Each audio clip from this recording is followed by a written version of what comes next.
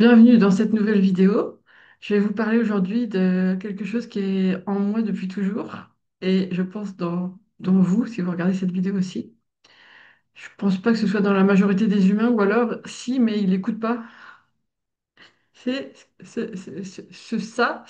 dont je vais vous parler, c'est la quête d'absolu, la soif d'absolu.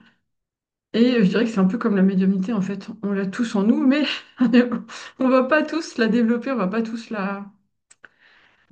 l'explorer. Euh, Chez moi, je peux pas passer à côté parce que c'est mon moteur presque. C'est même pas presque, je crois que je peux dire c'est mon moteur. Depuis que je suis petite, en fait. Depuis que je suis enfant, mais évidemment, enfant, ado, je mettais pas forcément des mots dessus. Et même plus tard, d'ailleurs, il m'a fallu du recul hein, pour ça. Mais cette soif d'absolu, cette soif de grandeur, c'est même pas grandeur, ouais, d'immensité, d'intensité, de quelque chose qui sorte du cadre du monde normé.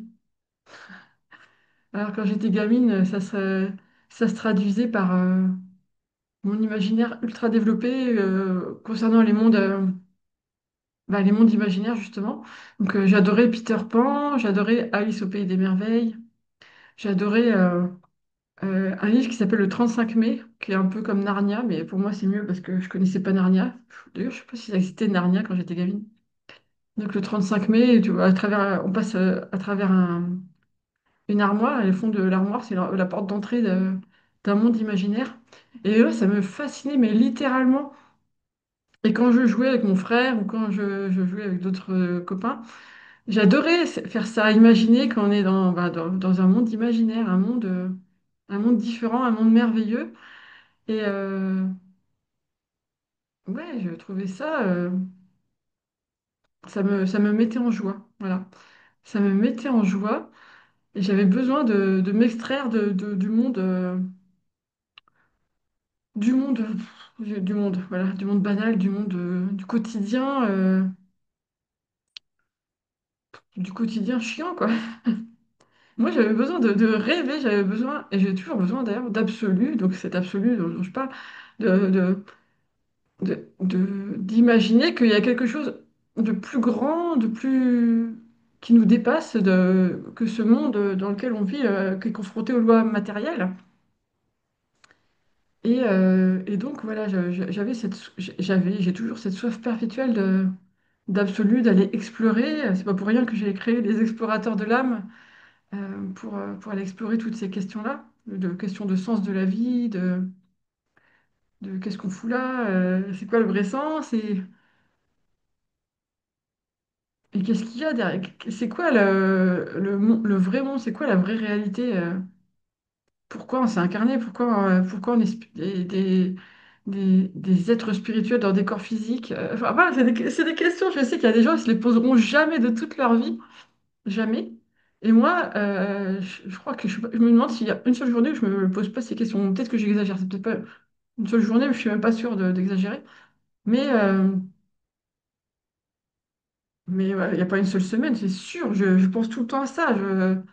Et il y a ça derrière, justement, pour me rappeler que je dois aussi arrêter de me poser trop de questions avec mon mental, parce que le mental, lui, cette soif d'absolu, ce besoin, cette quête du mystère, lui, il dit, tiens, qu'est-ce que c'est que ça? Je vais poser 10 milliards de questions pour avoir les réponses, sauf que bah, si on avait les réponses, ce serait plus un mystère, ce serait plus du mystère. Et voilà, donc le mental, il s'épuise beaucoup. Moi, j'ai beaucoup épuisé le mien à essayer de trouver des réponses à plein de questions. Puis en fait, maintenant, je comprends que c'est mieux d'arrêter de se poser toutes ces questions et de juste vivre le mystère.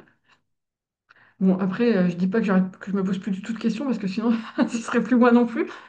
Mais voilà, cette quête d'absolu, c'est cette quête de mystère, cette quête de la vie, mais vraiment à 1000%. À 1000%. Et je trouve qu'on est à une époque, je pense que ça va être pareil aux autres époques, j'en sais rien, mais où cette quête d'absolu et de mystère et de l'essence de la vie, de son intensité, ben, on passe à côté parce que ben, justement, notre mental, c'est lui qui prend trop le pouvoir. Notre mental qui vient imbibé par les injonctions de la société hein, et par l'éducation, par les conditionnements. Et donc la soif d'absolu, ça fait un peu, ben, on va m'accuser, et tous les gens comme moi, d'être gnangnan, d'être bisounours, faut revenir un peu les pieds sur terre, Fabienne, hein. Et oh, arrête de rêver un peu, là, la vraie vie, là, qui t'attend, hein, on va faire le ménage, on va faire rentrer des sous. Et, mais on n'est pas né pour ça, enfin, on n'est pas né pour pour ce fonctionnement complètement absurde. Je sais pas, c'est trop bizarre. C'est trop bizarre et je me dis, mais personne ne se pose des questions et personne n'a l'air de se rendre compte à quel point c'est bizarre notre fonctionnement, enfin notre mode de fonctionnement dans cette société, comment c'est étrange. Mais on est tellement conditionné depuis la naissance que tu fais tes études, et après tes études, tu cherches un travail, et après hop, tu as ton travail, tu fais 8 heures, 17 heures tous les jours jusqu'à 60 ans, et après enfin 65 maintenant, ou peut-être 67. Et puis après, si tu as de la chance d'être encore en bonne santé, tu profites de ta retraite et pendant quelques années. Puis voilà, ta vie, c'est ça. Tu as eu des enfants, tu as acheté une maison, tu es parti de temps en temps en vacances, en voyage. C'est ça la vie pour vous? Ben non, pour moi, c'est pas ça, putain. Non, moi, je me suis pas incarnée pour ça. Non, non et non, je refuse. Je refuse ça. Et comme je vous dis, moi, c'est ma sève, c'est mon moteur. Si j'ai pas cette soif d'absolu, je sais pas, je m'éteins. J'ai besoin, moi, de. Là, je vous en parle, je sens en moi là que ça palpite. J'ai j'ai- j'ai- j'ai besoin de parler de ça, j'ai besoin de vivre ça, j'ai besoin d'explorer. C'est c'est- c'est puissant, c'est puissant. Et c'est compliqué de parler aussi de ça, je trouve, avec les autres, parce que déjà, avoir des discussions profondes avec les gens, c'est relativement pas facile. Souvent, ça se limite à la météo ou au dernier potin de la famille ou des amis. Mais quand tu as envie de parler je sais pas moi, de pourquoi on est sur cette terre, c'est quoi notre mission d'âme, est-ce qu'on a vraiment une mission d'âme? Est-ce que c'est pas un peu réducteur la mission d'âme? Euh, euh, Est-ce qu'il y a vraiment de l'autre côté, il y a une autre, enfin des âmes désincarnées qui nous guident? Est-ce que c'est ça ou est-ce que c'est l'inconscient collectif, des informations collectives auxquelles on peut accéder? Est-ce qu'il y a vraiment une vie après la mort? Est-ce que... Oui, je m'enflamme. Est-ce que, est-ce qu'on peut vraiment, je sais pas moi, tordre une cuillère juste par le pouvoir de la pensée? S'il y a une personne qui arrive à le faire, pourquoi on n'y arrive pas, tout le monde n'y arrive pas? Est-ce qu'on peut soulever quelque chose? Est-ce qu'on peut l'éviter, nous? Apparemment, il y en a qui arrivent à l'éviter. Mais voilà, toutes ces questions-là. Moi, je me dis, si quelqu'un peut courir le 100 mètres en 8 secondes et quelques, ça veut dire que potentiellement, mais vraiment potentiellement, tous les humains sont capables de le faire. Même si très très peu d'humains y arriveront. Et ben c'est pareil, si quelqu'un est capable de l'éviter ou de faire de la bilocation comme... comment il s'appelle? J'oublie tout le temps son nom là. Ah merde! Pardon, ce sera censuré par YouTube. Le prêtre en Italie là. Bon, bref, vous voyez de qui je parle. Entre autres miracles qu'il faisait de la bilocation. Et il y avait aussi Yvonne de Malétroit qui faisait la même chose. Et je suis sûre que dans l'histoire, là c'est des exemples récents, mais je suis sûre qu'il y en a d'autres exemples comme ça.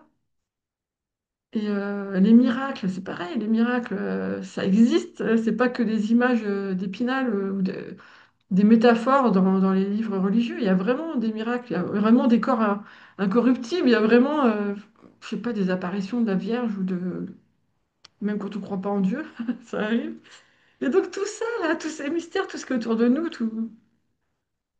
Pourquoi les gens, ils s'en foutent? Je comprends pas. Pourquoi ils n'ont pas envie de se dépasser aussi? Pourquoi?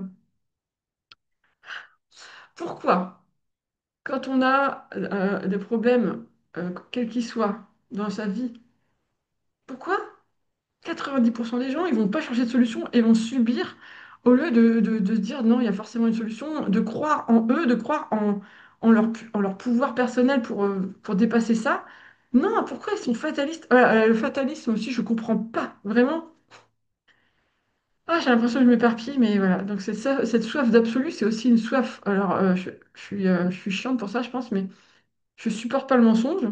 Donc, même si c'est quelqu'un de ma famille qui me ment, vraiment, ça peut me rendre malade. Je supporte pas le mensonge. Je supporte pas les gens malhonnêtes. Je supporte pas la médiocrité. Je supporte pas la paresse intellectuelle.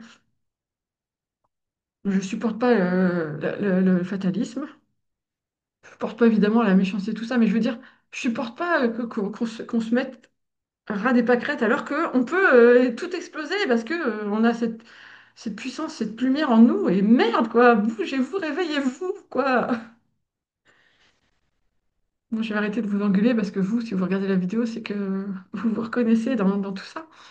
Mais voilà, cette soif d'absolu, elle me brûle, vraiment. C'est une soif qui brûle, c'est étonnant. Et ce que je voulais dire aussi, c'est que ouais, donc j'ai pu chercher dans des livres où je sais que certains cherchent chez des gourous, des maîtres à penser, des, ouais, une nourriture, on va dire, une nourriture spirituelle pour répondre à cette soif d'absolu. Et je pense que c'est pas ça la solution. Pour moi, la solution, c'est déjà de se regrouper entre âmes qui ressentent la même chose, les mêmes vibrations, parce que ça fait du bien, bordel, de parler de ça avec des gens qui comprennent et qui vivent la même chose. C'est ce qu'on fait hein, dans les explorateurs de l'âme. On parle de tous ces sujets-là et ah mon Dieu, ça fait du bien, ça fait du bien. Et j'en parle aussi bah, ici sur YouTube, j'en parle sur Insta. Ça me fait du bien, mais ouais, je pense pas que ce soit dans les livres. On peut trouver un peu de réconfort, on va dire, un peu de... où on peut s'identifier. Par exemple, moi, dans Louise et les bouquins qu'elle a écrits, bah, ça m'a fait du bien de les lire parce que je me suis reconnue. Je me suis dit, ah, elle aussi, elle est comme ça. Je comprends ce qu'elle raconte. Enfin, on vit la même chose. Et ça fait du bien. Mais après, on ne peut pas donner des clés pour, tiens, voilà ta quête d'absolu, bah tiens, je te donne la clé pour te dire, voilà, comme ça, tu as la réponse à toutes tes questions et tu n'as plus cette soif d'absolu. Non, ça marche pas comme ça. Et en fait, c'est absolu, c'est ce que je dis depuis le début de cette vidéo, c'est que cette soif que j'ai, et que vous avez aussi, sans doute, c'est d'absolu, cet absolu, en fait, il est en nous depuis toujours. C'est notre âme, c'est notre lumière divine, enfin divine. Divine, ça fait très connoté religion, mais c'est ouais, c'est notre flamme intérieure et plus on la cherche, plus on l'alimente, peut-être, je sais pas. Peut-être que c'est un cercle vertueux vicieux, que plus on cherche notre absolu et on alimente cette âme, cette flamme, et plus cette flamme, elle a soif d'absolu. Je sais pas. Mais en tout cas, pour moi, c'est pas du tout douloureux à vivre. Hein. J'aime ce carburant. Ce qui est désagréable, oui, c'est de pas être, de pas trouver beaucoup de gens avec qui être sur la même longueur d'onde. Donc, si vous regardez cette vidéo et que vous vous reconnaissez dans tout ce que je viens de partager, bah, laissez un commentaire sous la vidéo. On se comprendra entre assoiffé d'absolu. Et puis, ben voilà, je vous donne rendez-vous la semaine prochaine pour une nouvelle vidéo. Je ne sais pas sur quel thème, je verrai ce que mon intuition ou mon âme me souffle. En attendant, je vous souhaite une bonne semaine et je vais couper maintenant, mais je vois rien à cause de la lumière. C'est ici. Et je vous dis à la semaine prochaine. Ciao.